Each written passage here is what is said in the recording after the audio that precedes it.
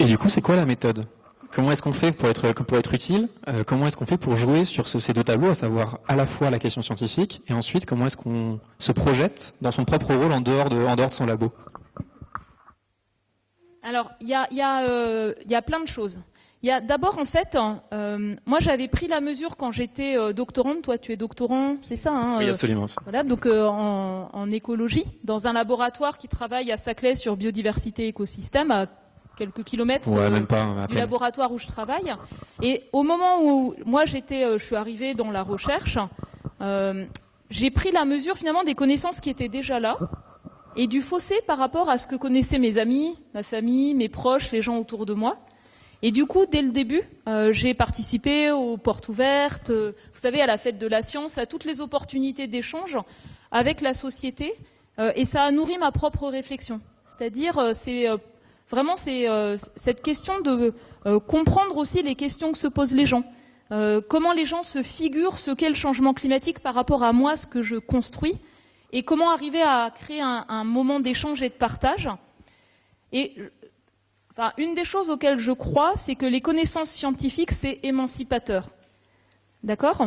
Par exemple, aux enfants, très jeunes, on apprend l'histoire des civilisations. À l'école primaire, l'histoire de l'humanité. On n'apprend pas l'histoire du climat. Du coup, on a peu de repères pour prendre la mesure de la rupture que représente la situation actuelle. Et donc, les connaissances, c'est émancipateur pour donner sens à ce qu'on vit. Un événement extrême ponctuel, je ne sais pas, une vague de chaleur. Est-ce que c'est juste pas de chance? La circulation atmosphérique, est-ce que ça a été rendu plus intense, plus probable, parce que les activités humaines changent le climat planétaire et que ça affecte le climat d'Orléans comme de toutes les régions du monde? Maintenant, on a des outils pour le lire, pour l'analyser. Ça permet de donner sens à cette expérience vécue. Donc c'est nouveau, en fait. Et puis, les connaissances scientifiques, c'est ce qui aussi permet d'évaluer les risques. Quels sont les aléas? Comment est-ce qu'ils vont changer? À quel point vous êtes concerné ici par le risque de sécheresse, de pluie extrême et d'inondation, par les effets directs et indirects d'un climat qui se réchauffe, d'un cycle de l'eau plus intense, plus variable. Donc la capacité à anticiper, même si c'est associé à une incertitude, mais on a des scénarios d'évolution future, on a des probabilités d'occurrence de différentes situations. Et pour moi, l'enjeu, c'est qu'on s'en serve. Si nos connaissances, elles restent dans un coin de laboratoire, dans des publications scientifiques ou dans des bases de données et que personne ne s'en sert, on a perdu. Et donc, il y a cet enjeu-là à faire en sorte que les connaissances, elles puissent conduire à une appropriation pour qu'au lieu de regarder dans le rétroviseur pour savoir comment on peut agir, on regarde vers l'avant, à quoi s'attendre pour s'y préparer, pour en tenir compte, pour limiter les risques. Et de la même manière, pour réduire les émissions de gaz à effet de serre, on a maintenant, sur la technologie d'aujourd'hui, sur les connaissances d'aujourd'hui, un potentiel pour les diviser par deux dans le monde. C'est disponible. Il y a un volet technologique, il y a un volet de demande, c'est-à-dire l'efficacité, la sobriété, pas l'austérité, éviter des demandes en énergie, en matériaux, en terre, en eau, tout en vivant correctement. Et puis il y a un levier d'action où on va s'appuyer justement sur les écosystèmes, la nature, par exemple, leur capacité à jouer un rôle pour l'eau, pour le carbone et tous ces volets-là. Et en fait, tout ça, c'est un ensemble de leviers d'action pour, on va dire, l'énergie, les villes, les mobilités, les bâtiments, le système alimentaire, pour l'organisation de nos sociétés, les systèmes industriels et de gestion de déchets.